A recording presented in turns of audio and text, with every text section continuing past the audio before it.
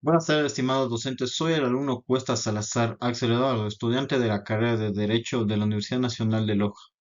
Y el día de hoy voy a hablar sobre los efectos jurídicos y cómo se prueban las obligaciones. Los efectos jurídicos de las obligaciones son las consecuencias legales que se producen cuando una persona, o sea, un deudor, asume el deber de cumplir una prestación frente a otra, que este sería el acreedor. Estos efectos se refieren principalmente al cumplimiento o incumplimiento de la obligación y también de las acciones legales que nacen de ello. Todo esto se encuentra en el Código Civil ecuatoriano. La clasificación de los efectos jurídicos. Tenemos el efecto principal, que es el cumplimiento o pago.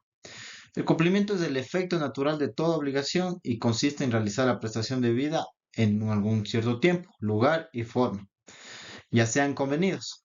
Esto se encuentra en artículos 1561 del Código Civil. El pago efectivo es la prestación de lo que se debe. Como ejemplo podemos poner que si Pedro debe entregar a María un vehículo el 10 de noviembre y lo hace en la fecha y condiciones acordadas, la obligación se extingue por el cumplimiento.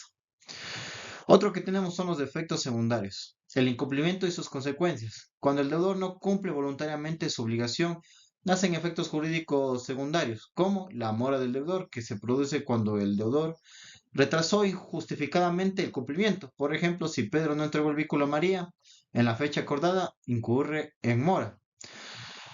Por otro lado, tenemos la indemnización por daños y perjuicios. Si el incumplimiento causa perjuicios al acreedor, puede exigir compensación económica. Por ejemplo, María puede reclamar el valor del alquiler de un vehículo que tuvo que usar por el retraso de Pedro. Otra que tenemos es la resolución del contrato.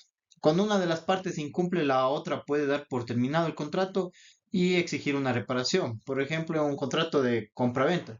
Si el vendedor no entrega el bien, el comprador puede pedir la resolución del contrato. También tenemos la ejecución forzada, que es que el acreedor puede solicitar judicialmente que el juez obligue al deudor a cumplir. María demanda judicialmente a Pedro para que entregue el vehículo o su valor equivalente. También tenemos las formas de extinción de las obligaciones. Los defectos jurídicos también se manifiestan cuando la obligación se extingue por distintos medios reconocidos en el Código Civil, como el pago o cumplimiento. El deudor realiza la prestación debida, Pedro entrega el vehículo a María. También tenemos la novación, que sustituye la obligación antigua por una nueva. Pedro y María acuerdan que en vez de entregar el vehículo, entregue el dinero.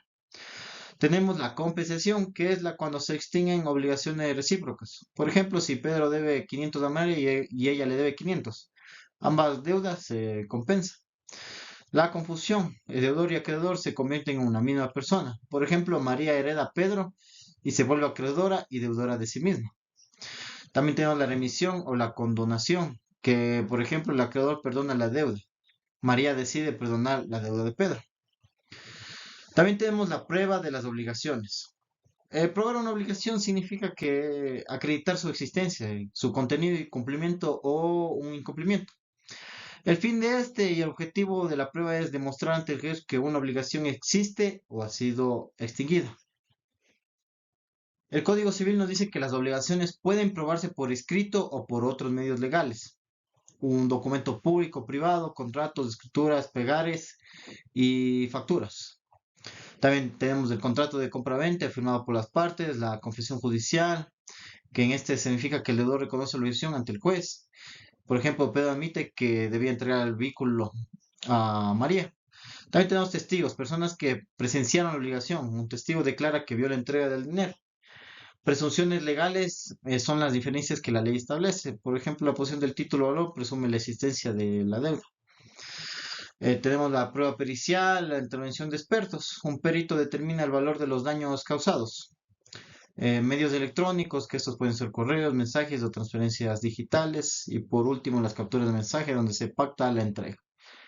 Por ejemplo, tenemos un caso práctico donde Ana contrata a Luis para construir una cerca por $2,000. Luis incumple el plazo y causa daños al terreno. Ana aprueba la obligación con el contrato escrito y el juez verifica el incumplimiento. Se declara la mora y se condena a Luis el pago de daños y perjuicios. Aquí se aplican los efectos jurídicos del incumplimiento y los métodos de prueba de la obligación.